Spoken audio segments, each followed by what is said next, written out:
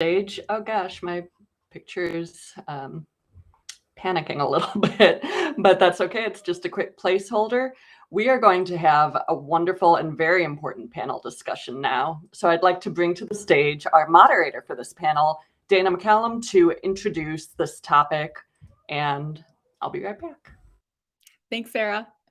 Hi, everyone. I'm Dana McCallum, one of the board of directors for Women in 3D Printing and the VP of Sales at Mantle.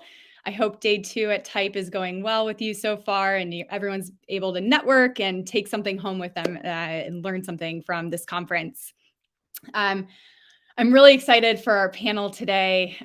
I'll give you some context on how it came about. End of last year, I was flying out to Mantle's headquarters, which is in San Francisco. And so flying from Cleveland to San Francisco is about a 5-hour flight. So it's a lot of time, which I've grown to love because I'm able to do 2 things. One, I'm able to focus and catch up on work. And the second thing I do on flights, especially at that length, is reflect. Reflect on family, reflect on friends, something I recently did with fun with my husband or family. And then also reflect on work. And during my reflection moment on this plane ride, I just came to thought of, holy crap, I just left my 2 kids who are 14 months apart, age 2 and 1, at home with my husband for 4 nights and my mom who helps us nanny throughout the day, which is super helpful, but just left them at home. And did I order enough diapers? Did I have enough food at home? You know, all of these things are going through my head all while I'm on a plane ride out for work, right? And so I'm just, I keep thinking about how do we do this as women? Or even parents, men too. How are we successful in our jobs? And how do we be, at home and be successful, if you will? How do we create a work-life balance? And that's when I decided to submit this topic and wanted to learn from our great panel today, who I'll introduce in a little bit, and also learn from participants too. Ask questions away or send in your chats your advice on how to create this work-life balance. If it was easy, we'd have some solution, but I know it's not. And so, in any case, on this flight, I also had a reflecting moment of a Netflix show that I watched during one of my first maternity leaves. And we're going to play this video now, which will show you some of the emotions going through at least my head. I'm sure others can relate to it too. So I wanted to share it with the group here. Sarah, are you able to help me share that video? If you want to bring one foot forward into a lunge and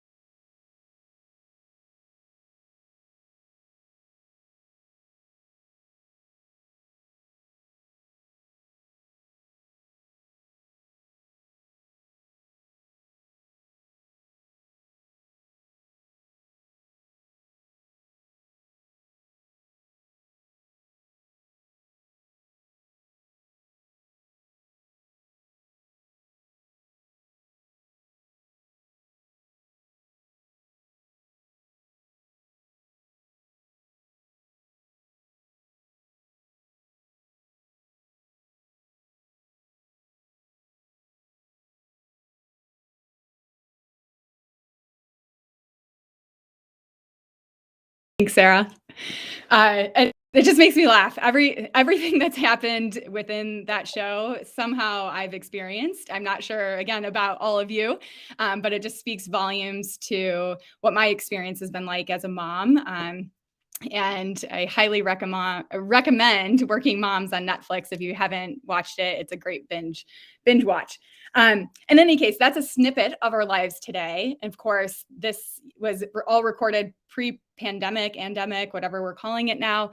And the pandemic has brought up even more challenges. And we certainly can relate to the emotions and challenges and struggles that working parents have gone through, and working moms in particular is our panel for today. So whether you're a mom, you're expecting, you're planning on having kids, you're a father, being the support system of a colleague, friend, family member, or a person who wants to get some balance in your life, we're excited to have you here today. There will be a moment of reflection. As I mentioned, I like to reflect, and I'm going to include that in the panel here at the end, right before Q&A. And the goal of that reflection is to take 30 seconds. Hopefully, if we have more time, we'll allow it, of course. But in any case, take 30 seconds to really think about one item that you want to commit to for this year. What do you want to change in your life that will help create that work-life balance and bring happiness to your life? And we'll learn from our panelists today of different suggestions that maybe they've gone through. What have they gone through? What have they learned? What can they give advice around to create this work-life balance? So with that said, I am really excited to introduce our panel to you, Sarah Goehrke, Kristin Mulherin, and Mara Bolis. And I've gotten to know Sarah and Kristin over the past several years through the Women in 3D Printing.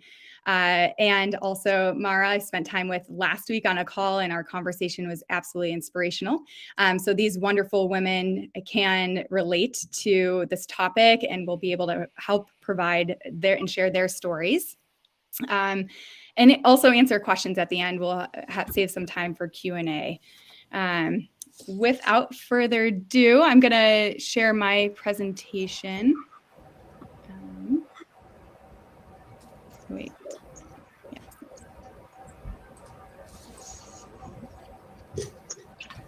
Can everyone see the presentation?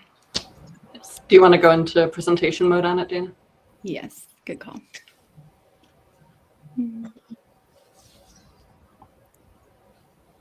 All right, so this is our panel, and we're going to start off with introductions of each of our panelists.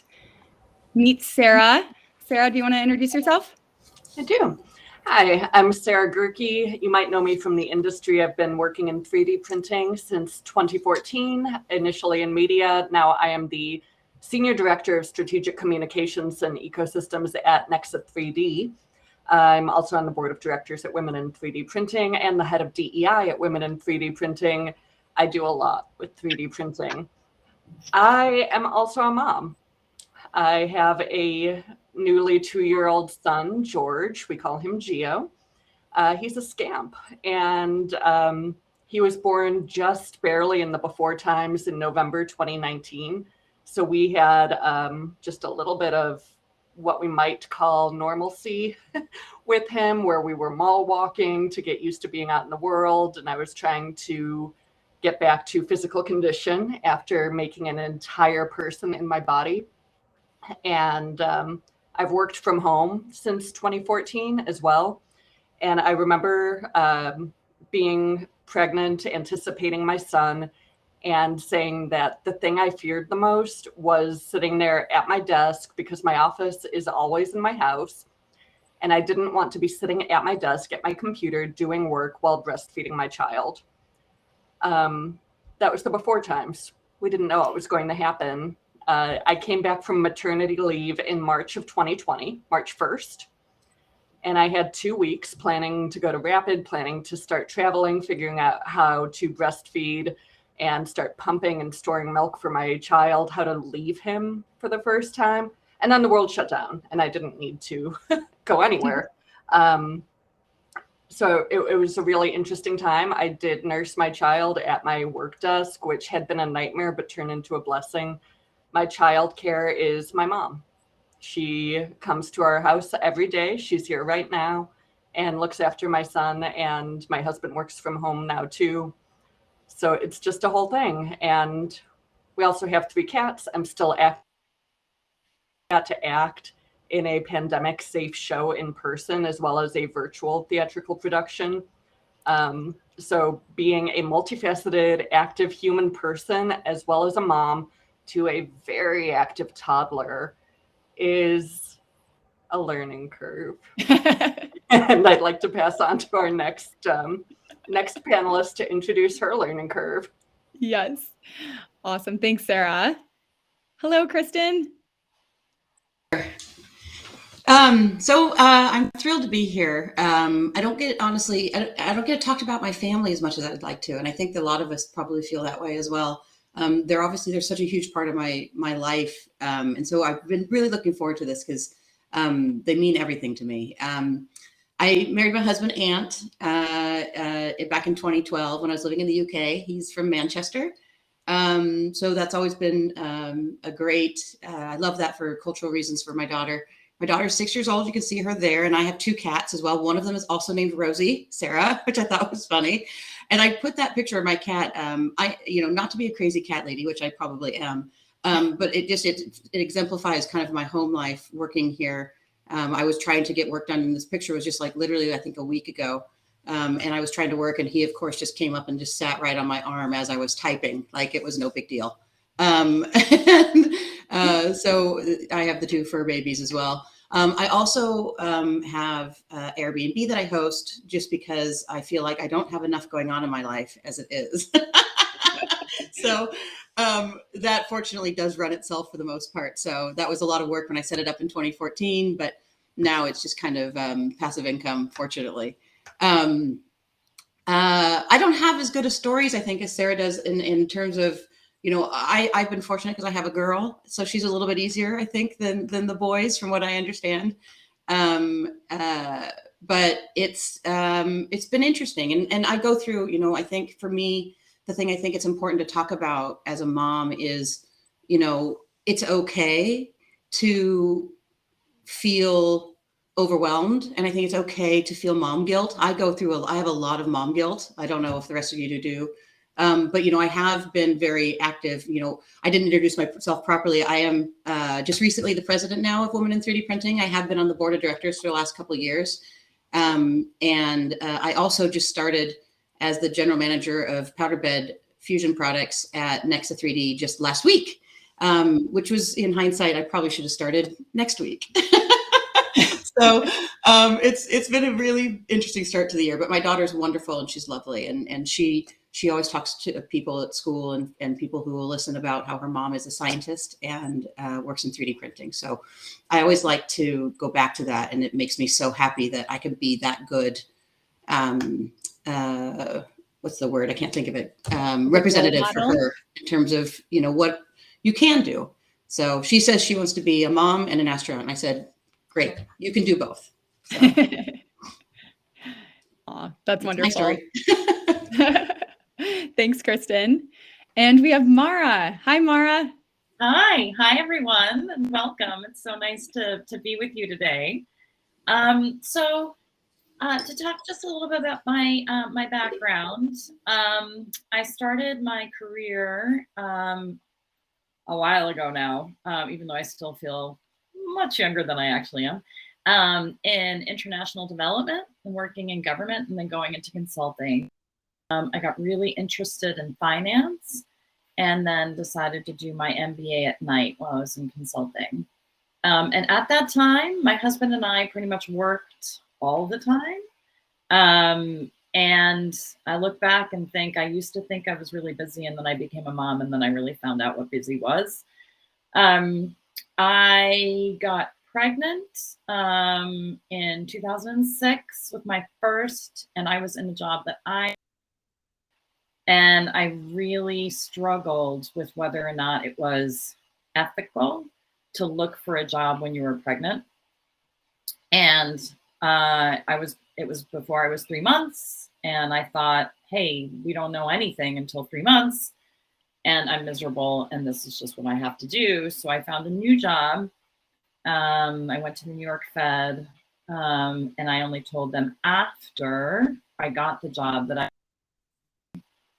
and it was it was a thing. I don't regret doing it at all. And I would recommend anyone to just soldier through and do it rather than sticking with a job that you hate.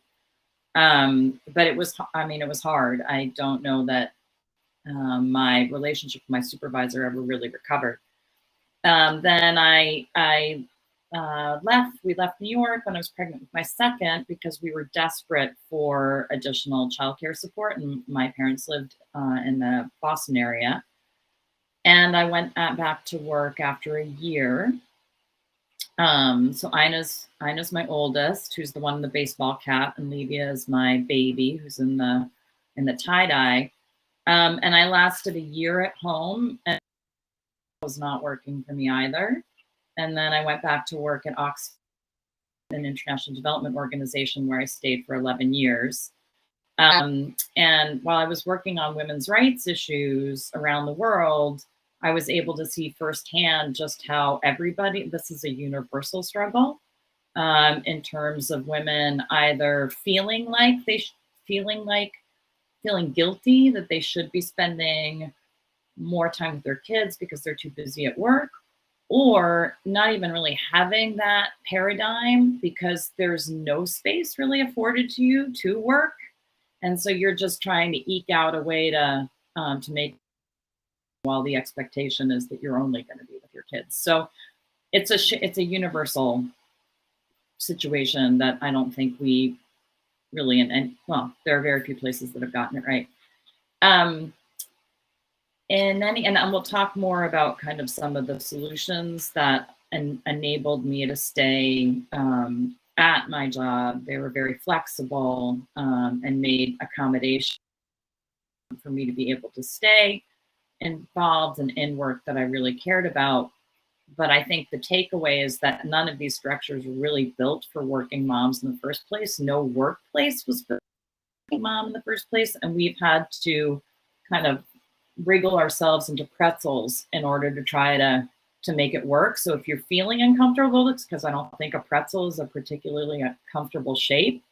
And it should be up to workplaces to make accommodations and provide more support so that we don't have to be turning ourselves into knots. And recently this whole topic has become my life's work. I've just Plan for Moms as the Chief Strategy Officer. And I am so delighted because I think it's really the time is now to raise up just how hard this is around the world, but in this country in particular. Mara, thank you so much. On that note, could you just explain a little bit more about Marshall Plan for Moms for our audience here? Yes. So we are a national movement. Go to MarshallPlanForMoms.com right now and sign up to join us. Our mission is really to make workplaces work for moms and have the unpaid and paid work that moms do across America respected and appreciated. Our main objectives are really seeing an increase in how companies support childcare, an increase in the uptake of paid leave, but really as importantly, getting men to take it. A very slim percentage of men who are afforded paid leave actually take it because they're worried about negative ramifications or not looking. And then rooting out the motherhood penalty, which is there's a tendency when mothers give birth, then they get mommy tracked, and there are downward implications for their salaries. When men become fathers, they're seen as more stable, more promotable. So the pay gap actually really starts to divide when you look at fathers and mothers, even more so than men and women.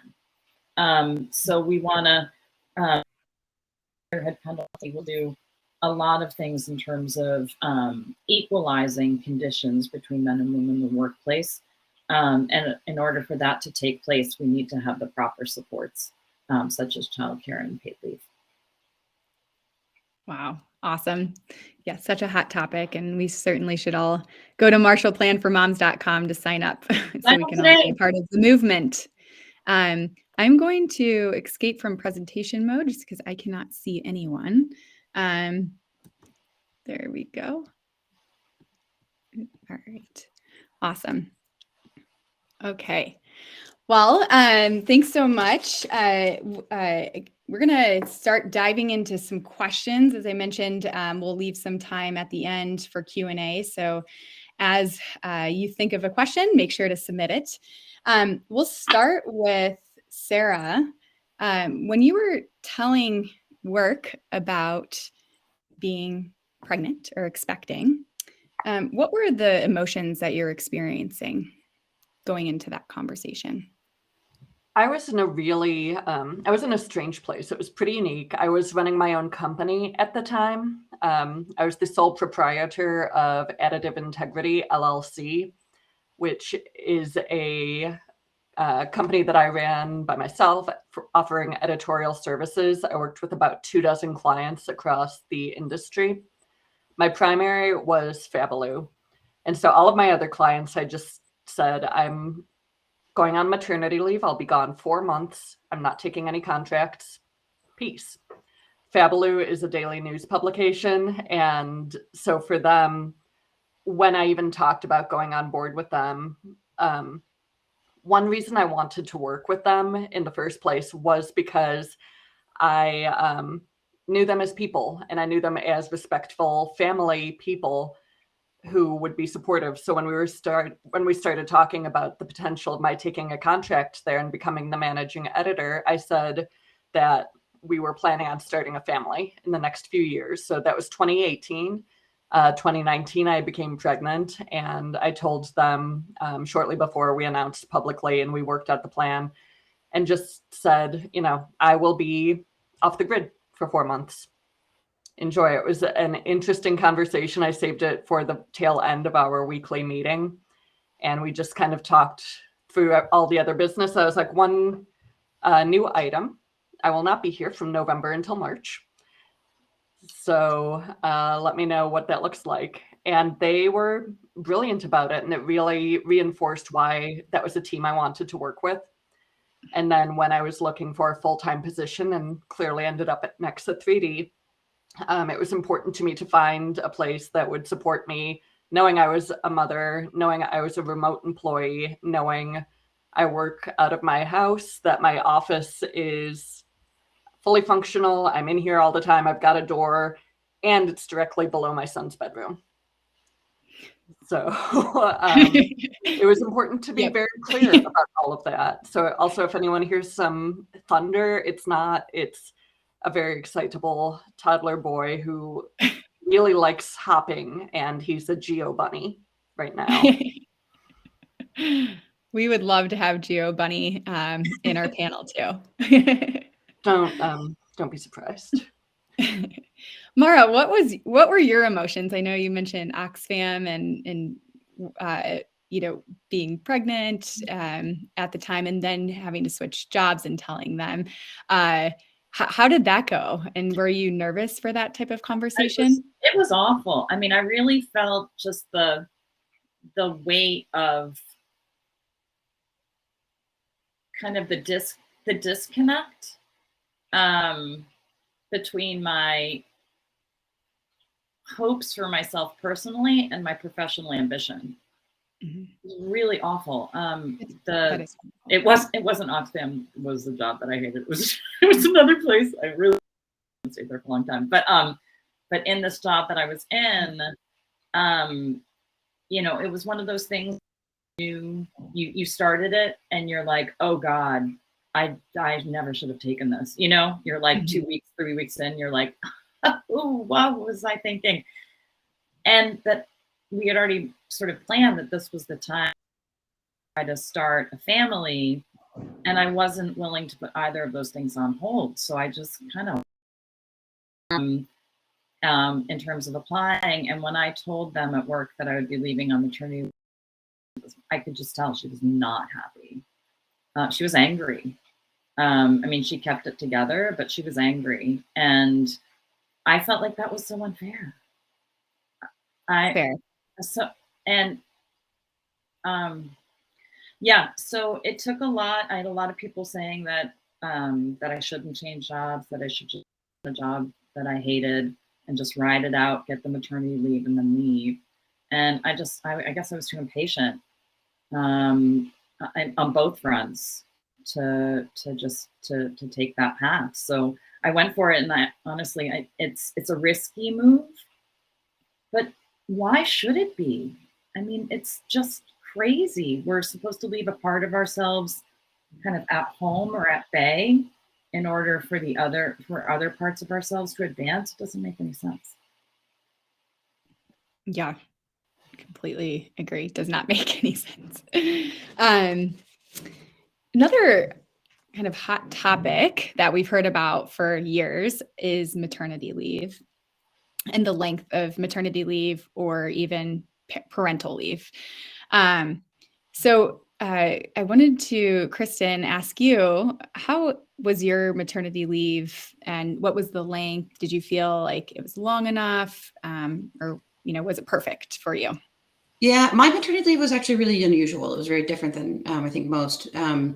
But I can tell you this: I'm a perpetual silver lining person, so I can always find a silver lining in anything. Like, challenge me, I tell you.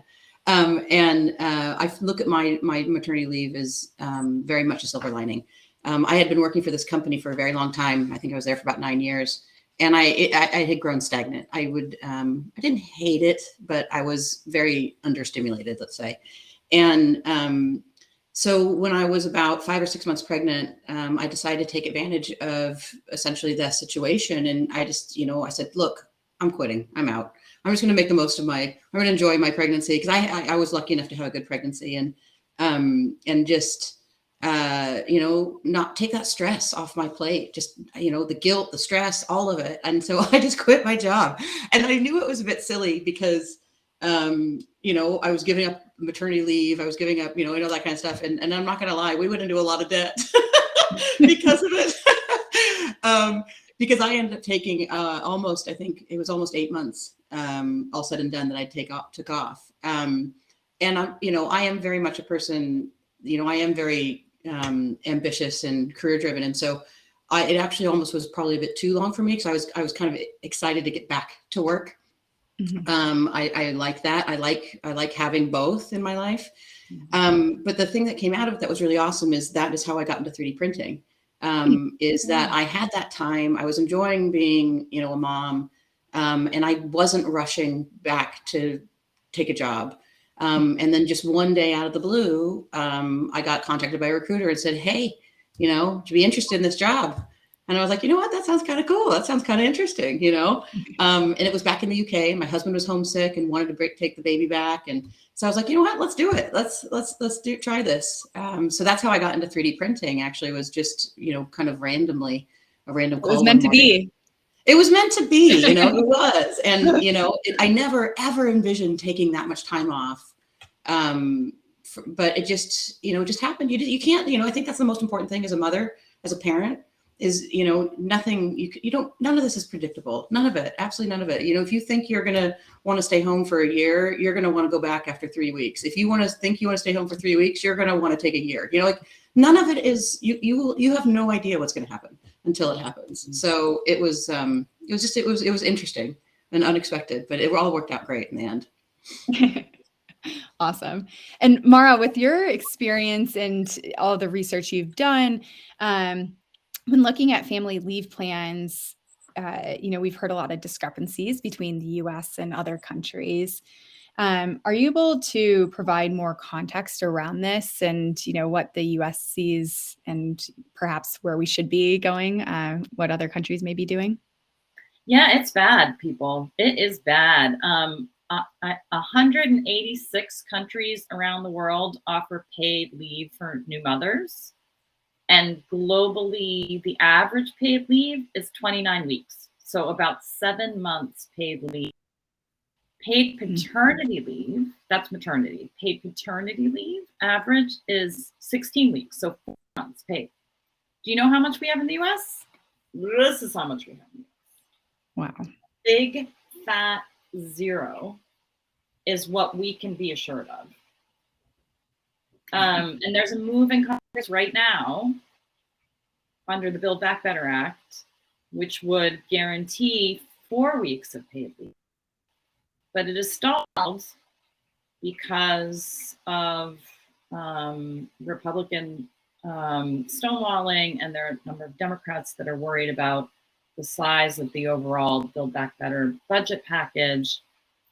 But we have got to do better in this country. We have got to do better. What we've decided is that we'll leave it up to the private sector to offer paid leave. But what that means is that currently only 21% of workers have a paid leave option. 21%. Wow. And then, you know, who's the hardest hit? I was looking at the disparities before this call. Only 9% of the lowest wage workers have access to paid leave. Wow. So that, you know, at executive levels, you have like 30%. It is still unconscionably short. I don't know, all of us on the panel know what it feels like after you've given birth. You are in a medical crisis. Like, it is not, you are not fine medically in any stretch of the imagination.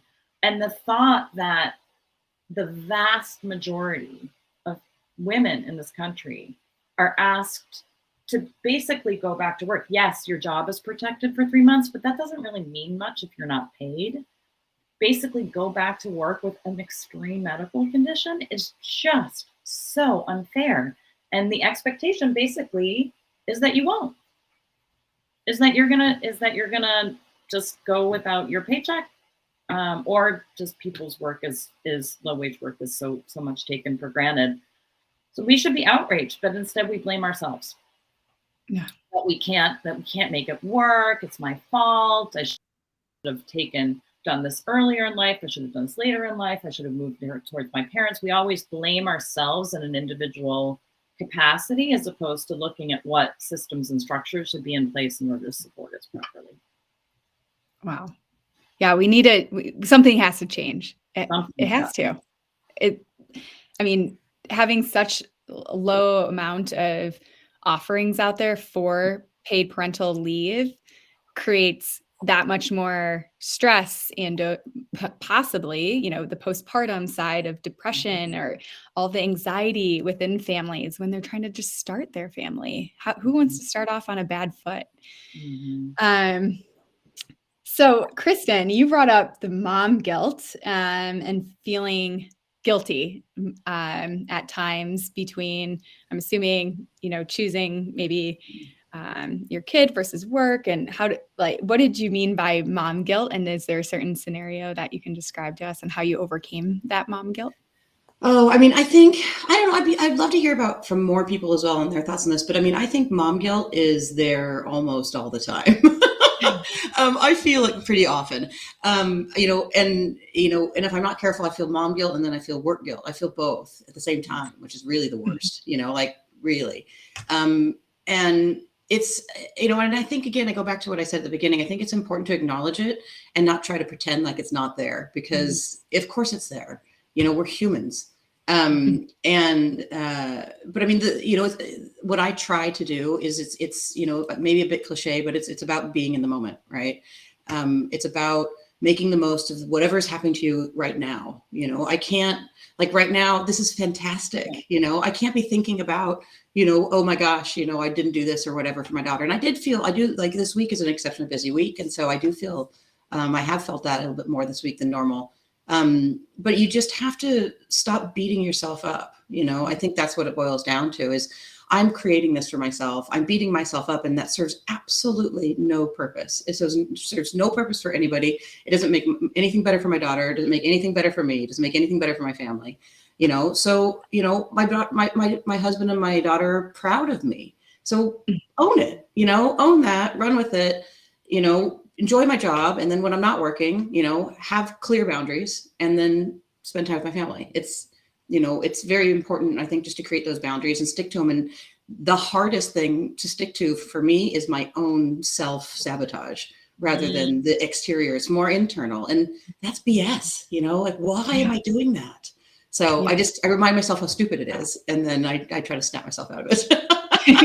So, I mean, there's no magic, spell, right? Yeah. Agreed. I think the boundaries, that's a good suggestion. Knowing, when it's 5 p.m. or 5:30, at least in my situation, my kids need to eat. So work is going to have to pause until tomorrow, because after I'm done feeding my kids, I have to bathe them. And then I'm going to bed at 8 p.m. because I'm exhausted. So I think that creating boundaries are good. critical, absolutely Yes. critical. Yeah. For your just mental health, I think, is what it boils down to. Yes. Sarah, when we talk about creating this work-life balance, did we lose Kristin? There she is. Wrong button. When we talk about this work-life balance, what have you done to at least create some type of balance? I know it's never going to be even, but what have you brought into your life or daily habits to help create that work-life balance? It is definitely a difficult thing. We've been talking about boundaries right now. Those are vital. We need to have them. Since the world is on fire, my husband and I both work from home. But because I have done for about 8 years now, we knew that buying a house. So I needed a home office. I have a beautiful door. I love it. It's closed right now. Yay, door. My husband does not have a door because when we bought this house, we did not know he would be working from home forever. So good on him for making do with his office space.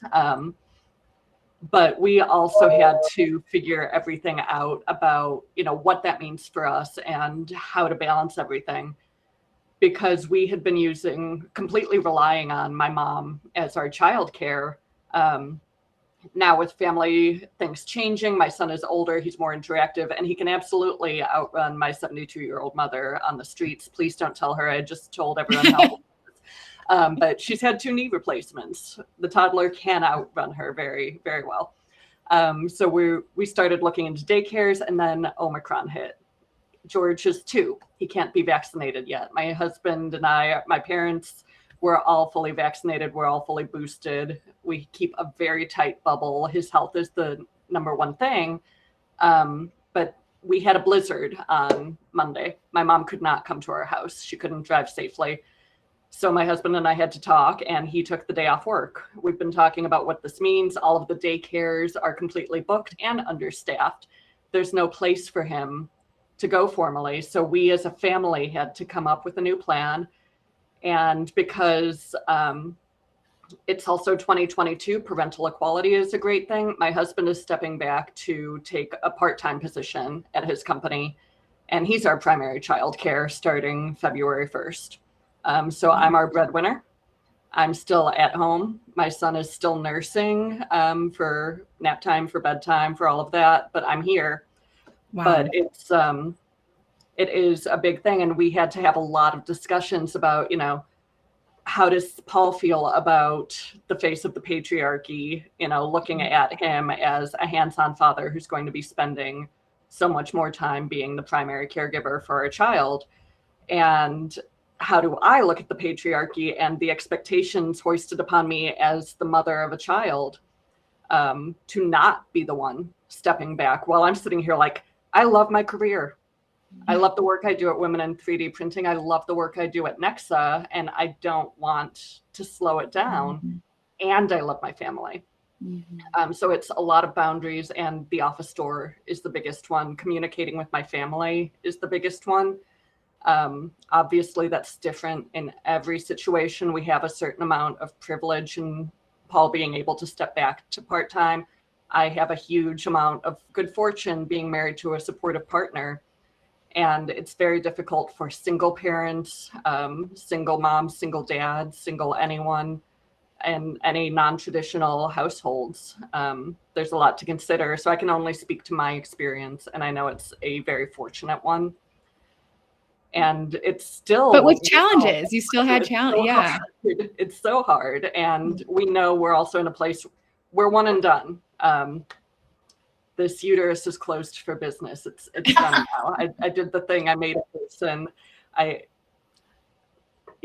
We made that choice together as well, and it would be so hard. I don't know how you do it, Dana, with multiple kids, and Mara with multiple kids. some of my colleagues have 3 kids, and I'm just sitting there like, how are you doing it? Lisa, no, I can be a great mom to one. And I hope I can be a good mom to one, but I know you will be. You already are. It's also understanding your own personal boundaries. And I understand I, as a human, am selfish enough that I should not have multiple children because I would lose myself. And for my mental health. And I did suffer from postpartum depression. I did search for the support of a community of people to talk to. And from, my OBGYN prescribed me Zoloft. And it got me through a really rough couple of months. Came out on the other side, everything's good, but that's not, it's hard. And so it's all choices, accountability, and communicating with your family, with your caregivers, and with your community, with your tribe. That whole, it takes a village to raise a child. So true. Oh my gosh, so true. Yes, I couldn't agree more. And so thankful to live next to my in-laws and my parents and my sister, who all contribute to my kids multiple times a week. So, Mara, what about for you? How do you create a work-life balance? Well, if I can just kind of reflect on everything that everybody said, and that this, again, to kind of reflect the fact that even before the pandemic, we were never set up to succeed, right? There are no systems in place in order to offset our childcare costs that would make it easier for women to stay in the workforce. We're all talking about the patchwork solutions that we've had to come up with for ourselves, with our friends and family. My mom watched the girls 2 days a week, which was the only reason why it was economically feasible for me to stay in a highly rewarding nonprofit job that helped women and advance women's rights work around the world, but would not have been feasible if I didn't have childcare subsidy from my mom. And it's just so unfair. I mean, Sarah, when I'm hearing you describe, you have come to a wonderful solution together. But what we all went through during the pandemic, and particularly parents of young children, like, what was the plan? We were just completely left on our own to be like, oh, suck it up, figure it out. Okay, but childcare centers are closed. Yeah, too bad. So take care of your kid at home. Okay, but I have to work. Not my problem. There was no systemic response. There are individual companies that I think provided additional support and provided backup care and did some funding, but it's really time for a systemic response to say none of this was set up for us to work in the first place. The pandemic decimated women's careers. 12 million workforce during the pandemic.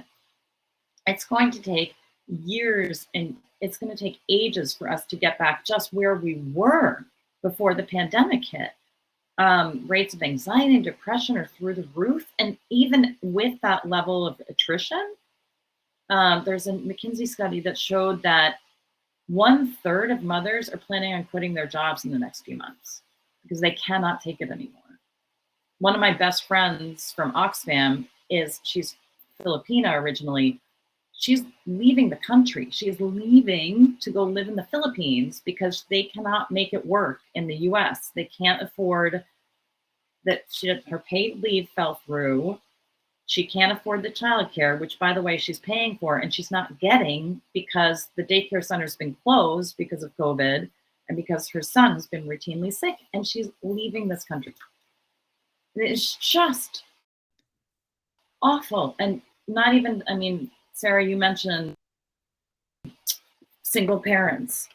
How are they supposed to get by right now? So I think we've made it in terms of work-life balance.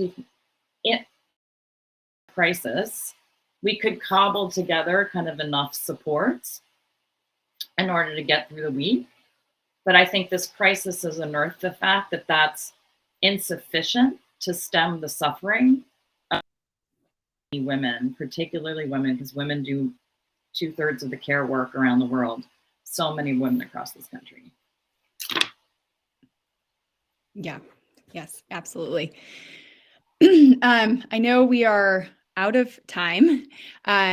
One thing, just let's take 10 seconds, write down one thing you want to change for this year to help create that work-life balance. I think it's super important. to do that. We talked a lot today about creating those right boundaries. What are the right boundaries for you?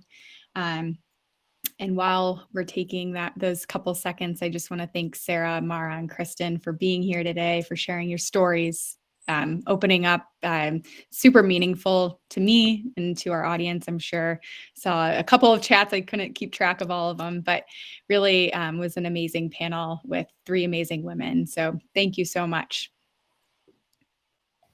Thank you, Dana. Thank you all so much. I'm sorry we didn't, hopefully we answered some of the Q&A. I know we just don't have time to get to it. I think we covered a lot that was in the Q&A. Okay. So we're really grateful to everyone who joined us this afternoon or morning or evening or whatever time zone you are in. Thank you for being with us here on the People Track for this important conversation. We're opening the main stage again now to go into networking, and I think a lot of us will be over at those tables. We're always here to continue the conversation. I know I speak for myself at least, but please reach out. I think this is a very important topic. I'm very driven to continue all of these things in parental leave, diversity, equity, and inclusion. This is absolutely under that umbrella. Find me at networking, find Dana, Mark, and Kristin at networking, and we hope to see you through the rest of TIPE. Come back to the people stage in just a little while as we continue to navigate these important conversations from the who behind the technology. And we'll see you back in just a little while. Thank you so much. Thank you.